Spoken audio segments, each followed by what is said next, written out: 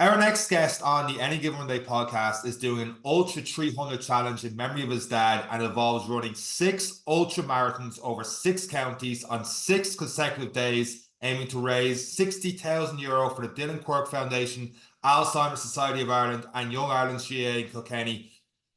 I'm tired after that, David. I don't know how you're going on this week. David Carter, welcome to this week's episode of the Any Given Day podcast. How are you getting on? Great, lads. Thanks for having me on. Pleasure. Davey, you couldn't pay me $6,000 to do it. But listen, by the end of this, you never know. You might be converted. You might be part of the cult, lads. So you don't know. So a lot of people do a lot for charity. We see them with the Dublin Marathon, people fundraise for charity. You know, people are fundraising for a lot of things. 6 ultras, 6 days, 6 counties. That is a substantial length to go to for charity. Yeah. What brought this on? Yeah, I guess the ultimate why is probably around my dad, Charlie. So he passed away in February 2010, young age, 60, died of a heart attack. So it was obviously very sudden for us. And I guess felt like he was probably taken a little bit in his prime. And you know, I always talk to people around, you know, loss and grief, and you know, listen, I don't, you know, lots of people have lots of other bigger things to deal with, but everyone deals with kind of grief in their own way. And I guess probably running was one of the things that I kind of fell into after that, and probably was one of the things that I guess helped me deal with it. Those long runs where you just have time to think to yourself, and probably the times that I felt closest to dad in a strange way. So whether that's hallucinating when you're out in a long run, I don't know. And I was mad into sports before this, but I'd never ran. So kind of my Paris Marathon was actually the first one I did. I think that was in 2011, naively. Yeah. So, you know, bad training, all of the rookie mistakes that you might do for a marathon. But listen, we got around in something like 4:15, and I guess that was the bug really from there. And yeah, I guess over time I probably wanted to do something in memory of dad. So kind of back 5 years ago when dad would have been 70, I did a marathon and an ultra marathon in the space of a week. And I guess, yeah, it's coming up. Dad would be 75 now on the 9th of November. And yeah, I was running around at home probably 6-7 months ago and was kind of thinking, well, what could I do and go big, kind of go big or go home. And that's kind of where the Ultra 300 challenge. And I guess part of it also was, I guess, a little bit cathartic in a way. I guess part letting go. So the run will start and finish where dad's buried. It's at the entrance to the local GAA club. It's at the primary school where obviously you grow up. So I guess there's a bit of everything kind of linked into dad, and we're going to then go around kind of 6 counties, a little bit in a loop, I suppose. And yeah, in the midst of that, then hopefully raise some funds for some really worthy organizations. So yeah, that's kind of the craziness of it. 6 ultramarathons. I don't know. I guess Kevin Sinfield, if anyone's listening, I guess might have seen what he's done for Rob Burrows. So probably looked at things like what he's done. People like Shane Finn down in Kerry, Con O'Keefe, you know, all these guys who are, you know, I guess a lot of the runners out there probably follow the madness. And I don't know, there's probably something in there that just sparks. And I've always wanted to do something like the Marathon des Sables or maybe UTMB. My wife would probably kill me, so she's very patient. And I think this was probably as far as I could take it. At least I'm close to home. If I do keel over, it makes life much easier for her. It's funny you touch on it. Everyone we say who's running a marathon or who's running is either running from something or for something. Do you find that in your grief of losing your dad, that running became part of that management? I know you alluded to it, but what did it actually mean for you in terms of headspace? Yeah, it definitely became part of the management, because it's that, I guess it's that solitary time. You know, nothing beats getting out there. Honestly, nothing beats when you come back after a run, how you feel. And, you know, there's obviously other ways that you can deal with it, which, sometimes aren't massively positive. And, there are times when, alcohol is probably an easy one to also slip into. And so it's really running, I guess, allowed me to find a little bit of that balance. And, honestly, nothing better, even if it's raining outside, when you come back after it, just the endorphins running through you. It's amazing. So I guess, yeah, that was kind of my way to manage it. And yeah, think about that along the way. And, I guess find a balance in life as well. And why 300? What was the bit that made you say 300? That's the magic number. What was the why not two? Two is very impressive. Why not six? Why a half Yeah, as impressive as I six? guess the 666 was almost a bit like one of my mates who actually helped me out on the branding, and he was, would you not call it the Devil's Marathon? And I was like, well, no, I probably don't want to have those connotations, but there was an element of, the kind of six, and then the dad was 60 when he passed away, and so I guess that's kind of where the six came out of. And I guess part of it is then six ultras obviously feels bigger too. So when you're, there's obviously lots of people trying to raise money out there for different causes, and I guess you're trying to make it feel as big as possible in terms of what, someone might be putting into it, so that then people are hopefully willing to give some money towards great causes, and kind of recognizing what, obviously this is something that I came up with myself, so it's not anything that I'm tied into in terms of a broader piece. It's, yeah, I dreamt up, if you want to call it that, or nightmared it up myself. So yeah, it just felt like a good round number, a good big hairy goal to go after. And yeah, rightly or wrongly, I'll tell you next Saturday whether that was the right thing to do. But that's what I've gone for. A challenge that was scary, just that little bit. When you did 5 years ago for what would have been your dad's 70th, and the goal then was the marathon and the ultra marathon that week, did that feel as big of a challenge as this week's feels? And did you feel like after the 70th that you need to do something bigger to like talk me through that thought process of what you're feeling back then to now? Yeah, I guess I was probably earlier in my running then a little bit, I guess, and so kind of part of that was almost a bit of testing and learning. I had done an ultra previous year, so it was the Eco Trail Madrid that I did. I did the Lausanne Marathon on a Sunday, and then the following Saturday, I did an 80-kilometer ultra. So I really wanted to. That was 9.5 hours on my feet, which Wow. is yeah, it's, and that was just an amazing. I still remember so much of that race, and you know describing an ultra to people it's a strange phenomenon. The marathon is an amazing thing that people do, an amazing thing, anything that people do in relation to running, but the ultra just takes you to places that, Mm. and your mind, your body obviously goes to places, but more importantly your mind goes to places that I don't think you've ever gone to. And it's, you almost go through I won't say a lifetime in that 9.5 hour block, but it's funny the emotions that kind of trigger through you, good and bad. There's times when you just want to, this isn't worth it, and then there's other times when there's, the ultra piece is probably a little bit of a cult as well, and people are of a similar ilk, I guess. So the support that you get along the course is amazing. So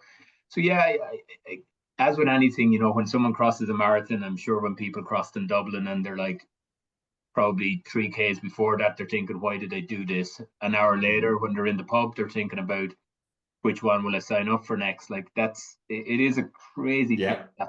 It's just a drug that, and a good drug, I think, in terms of, how people react to it. So yeah, I guess coming out of that, I always had a view that I probably would do something, if you want to say bigger, but definitely something like that again.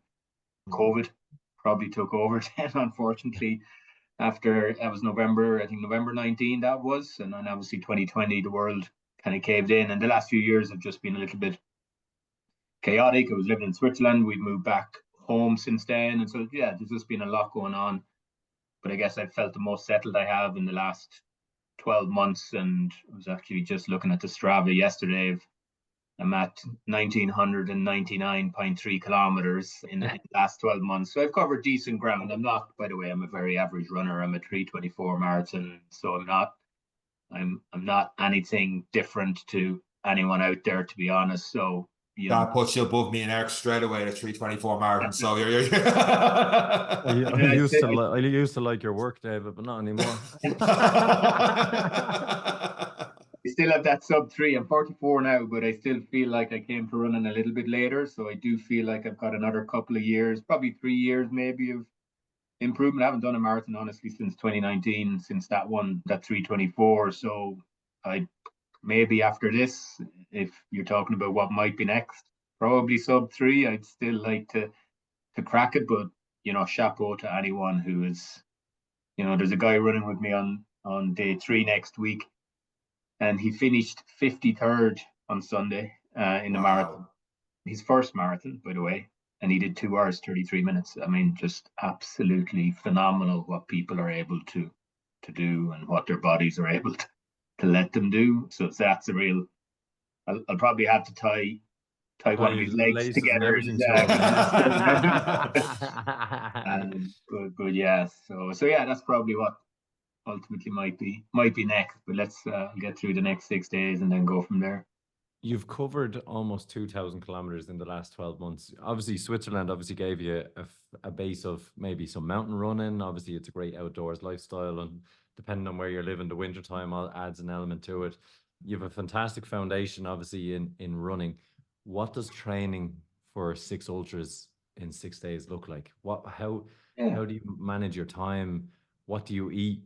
What's your mileage? Like, I have so many questions about what's involved to get you ready for this fantastic event. Yeah, I guess there was probably 3 things for me that, and I, you know, really kicked this off 6 months ago, was when I really ramped up the proper training for it. And I guess one was obviously the miles and the legs. That's really base number 1, and I'll talk about that in a second. Second piece was strength and conditioning, which, to be honest, I was probably a little bit, I won't say lazy, but I'm probably one of those runners. I just prefer to run runners and go out and run. And I probably have neglected, and you see all of the stuff out there to tell you, and it's the right thing, but the dedication to actually go and do it. But honestly, I knew I would, you know, you would get so many injuries through this if you didn't build up the resilience. So S&C was really important for me. And then the nutrition side of it was really key, and kind of getting some professional input on that. So I guess if I take the running piece first, so I actually went with the Runna app, and they've got their programs. So they had kind of a 16-week ultra one, and then they had a multi-stage one. So I kind of split it into 2. And again, not dissimilar, I would say, to, you know, how people might train for a marathon. The classic, you know, probably 2 a speed and maybe a hill session during the week, and then the others are really just long runs. Obviously, versus marathon training, you're doing longer long runs, of course. So, you know, at the peak of it, I would have done a 50K and a 30K back to back a few times. So just to kind of be on your legs for that length of time. Obviously, for marathon, you're typically doing whatever 32, 34K as your kind of longest long run. So that was probably the biggest difference. And then getting up to kind of a peak of 100K a week. That's, you know, but kind of hovering up around that 75, 80K as we got to the real mix of it. So that really was, again, nothing groundbreaking or really different in that. I guess time on your feet ultimately is the biggest difference versus maybe how someone would train for a marathon. I suppose because you're doing consecutive days as well, that 50K leading into the 30K the next day, having to do 30K more so entire legs, rather than if you're doing a marathon, you might do 32, 34 like you might do that after having 2 days break leading up to it, so you feel somewhat okay. For how it was running on the 30K day after doing 50K. So how did the body feel and adapt to that over the weeks? Yeah, I guess I've gotten pretty good on, so purchased an ice bath, the recovery bath, so was straight into that. So pretty much finished the run, straight into that for, got up to 10 minutes. So that's kind of my target. Honestly, if I had one piece of advice, that alone Recovery is, bats.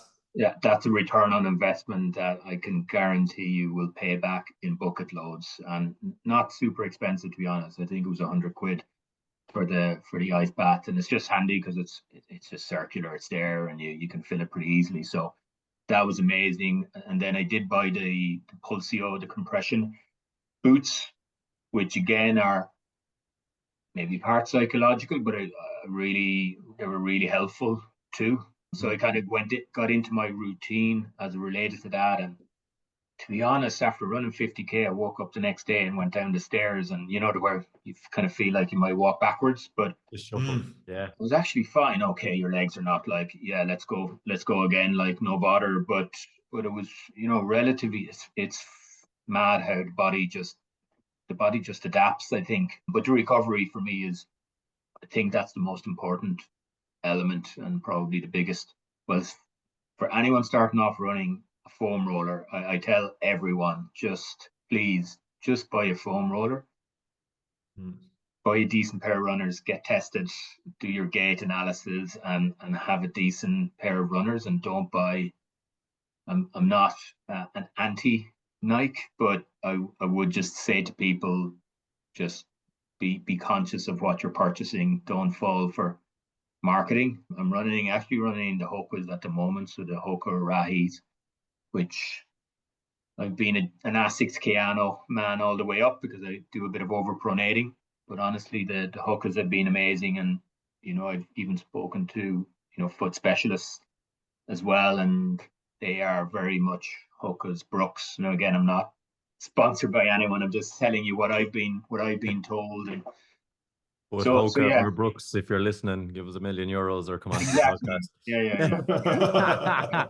Yeah. And get David $6,000 pronto. Exactly. So I guess that was the running part of it, and then the nutrition. So I spoke with Evan Lynch. He's an endurance guy.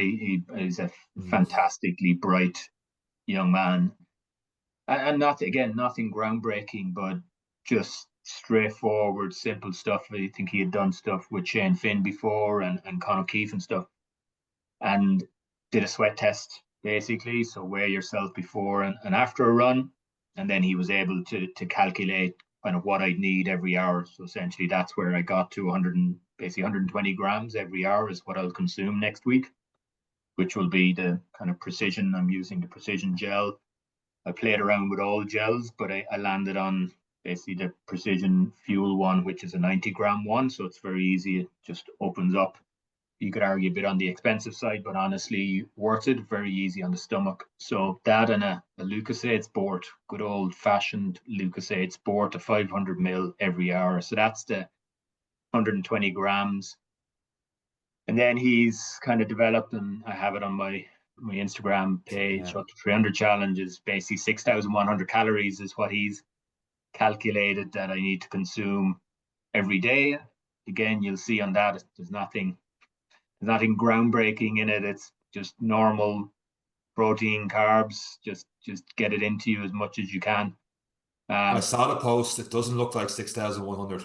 It just, it's funny. I thought it'd be like, I saw the thing at the top was like another 6 added to this challenge, but I was like, it doesn't look like it's like bagel and jam is like your snack after your Lucozade stuff during. I was like, how did the calories beside him? Like, are you sure this definitely? Now we had him in the podcast. He's phenomenal, so I'm not doubting the guy. But like, is this definitely 6,000? This seems very, I suppose, attainable. That you're going to do over 6 days is have 6,000 each day. Like it's and listen, I'm 65 kilos now. I've lost a couple. I don't need to lose kegs, to be honest. So I'm also trying to make sure I don't go into a complete rake by the end of the week. so he was super helpful, and the fact that he's done it with people who have done this type of thing before, like the level of confidence. And I actually got around halfway through, to be honest. It was only really around, I think it was end of July, August, that I spoke with him.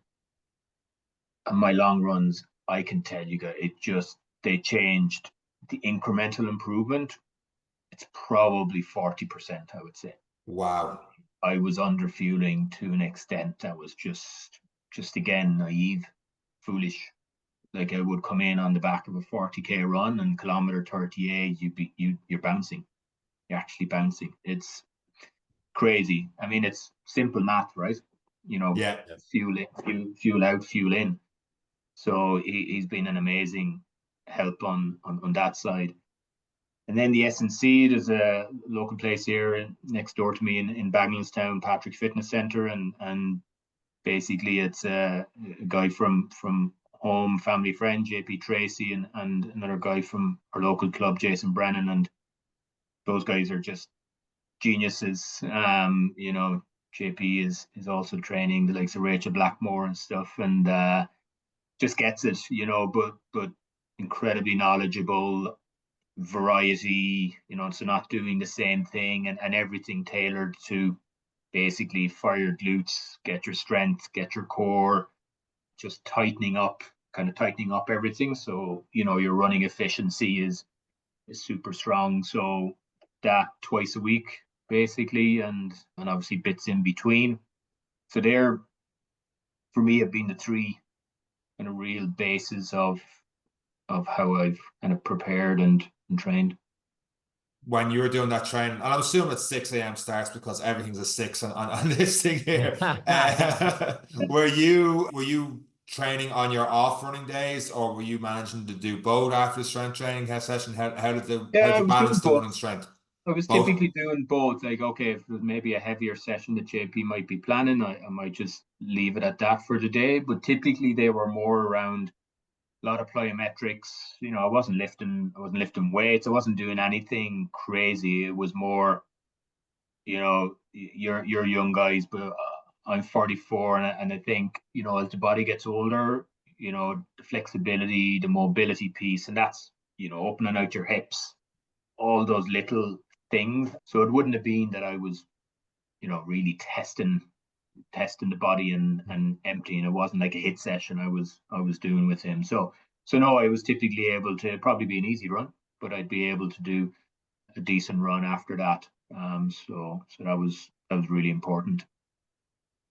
What kind of support does it take to do this, or what is your plan for your each rest stop, I suppose, or your check marks along the way? So as we start to look at the event, what targets are you setting yourself? Have you driven? Have you cycled? Have you checked out the course? Do you know it by like the back of your hand now? Yeah, I know it. I've either driven or ran each part. To be honest, I'm taking it as 30 10Ks. That's kind of how I'm breaking it down, and so that's psychologically probably that's a bit of that. So I'll obviously have my gel and my Lucasade, and be a cyclist, either a cyclist or runners with me. So I'll carry the pouch, and someone will have Lucasade. So I'll have that for the hour, and then probably try to basically have a check-in on each hour, just a quick one. I'll take a break at 25k, probably do a protein shake and ham sandwich. I mean, anything kind of just relatively basic, a bit of simple fuel that will be easy to get down, and then just kind of continue through. So we have our markers, and we have access to water at the end, so we can have the ice bath ready and get straight into that, and then back home and rest, and ready to go again for the next day. I saw someone which is literally just point A, and you're just running through the county to point B at the end to get picked up. It was something I'm thinking, Jesus, I've got like 30 10Ks. I can't be doing loops on myself or going down and back again. Was it just new things to see for 50k, or how did you plan the routes? A bit of that. I guess, Sean, the biggest piece was probably like the running on the roads is, I wanted to avoid that probably as much as I could. I'm very lucky here. We live at the foot of Mount Leinster in Carlow, and the River Barrow is on my doorstep. So a lot of my running has been done along that, which honestly I would encourage anyone. It's the best therapy session you'll ever get. Run along that.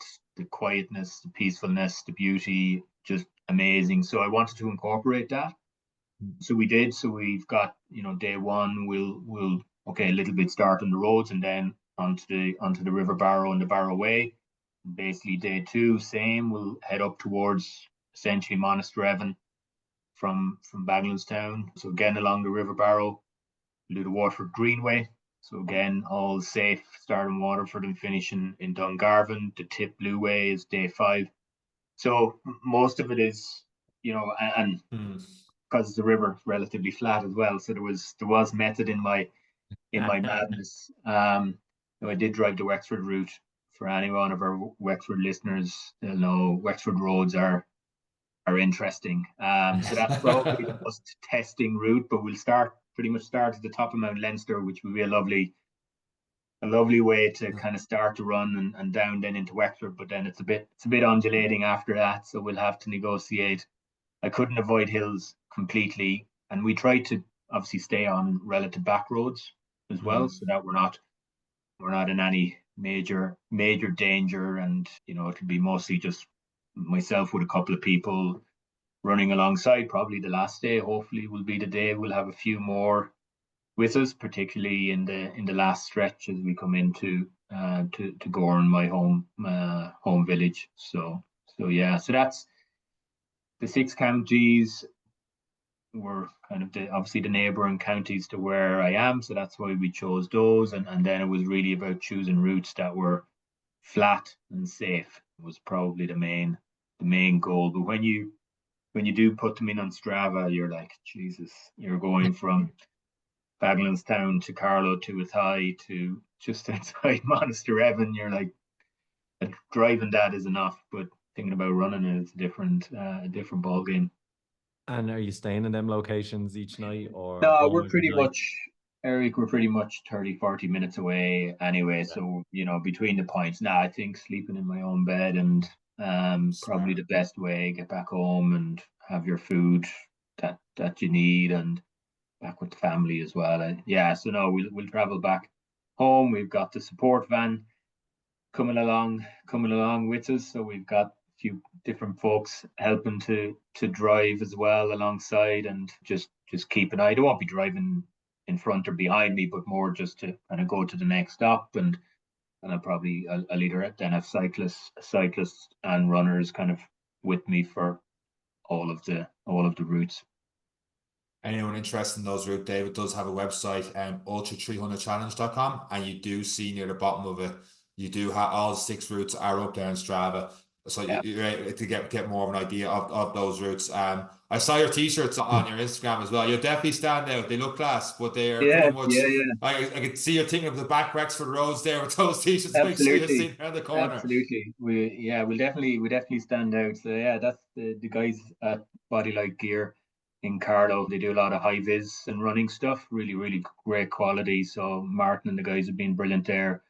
And then Eric is a good friend of mine who I've grown up with, and Cork and Horticulture. So they've kindly sponsored, and they're the little things, honestly, that Dad always said, never forget where you came from. I posted this morning, I found an article actually that was after his passing in the Kilkenny People, and it for obviously not everyone knows who my dad was, but it's probably captures him pretty well. But the community spirit, helping neighbors, helping people, and to be honest, the support I've got, people reach out to you, just amazing.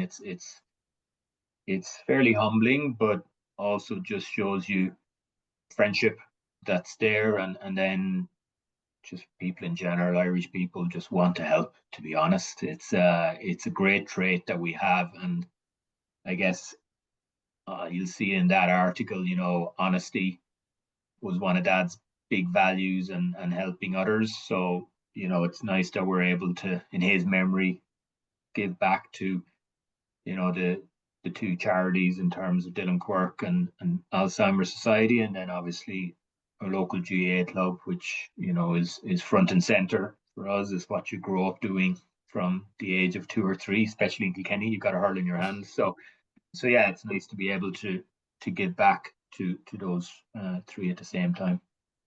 Absolutely brilliant. David, how can people get sponsored? What's the best way to, is it just the link on the website? We'll have it in the show notes as well, but yeah, ultra300challenge.com, and you'll see the donation link there, or you can go on to @ultra300challenge on Instagram, whereas that's probably where I'll be posting most of my stuff next week. So yeah, you'll be able to find the donation links there. If anyone wants to reach out to me and maybe more exact times, I say exact because let's be clear, I can't give you totally exact times, but people have reached out to run 1K, 5K, 10K with me, which again is really nice and really special, and not having to talk to myself along the route would also be great. So would encourage anyone to come out. I'm not breaking any land speed records, by the way. I'm probably targeting around a 5:45, 5:50 per K pace. So I'm taking it nice and easy. Everything is trying to keep around a 130, under 140 heart rate. So that's again, that's kind of what I've trained for, so that I kind of am able to last 300 Ks. So anyone can come alongside and run with me. So that'd be brilliant as well. And we'll be tracking through the week and obviously trying to share all the great work you're doing to keep people informed. For those who are in the area, we do encourage you, but go, enjoy, talk, try and find the great David on his 300 kilometers and make that your challenge for the day if you are in the area. If you are driving on the Wexford roads, keep an eye out for him.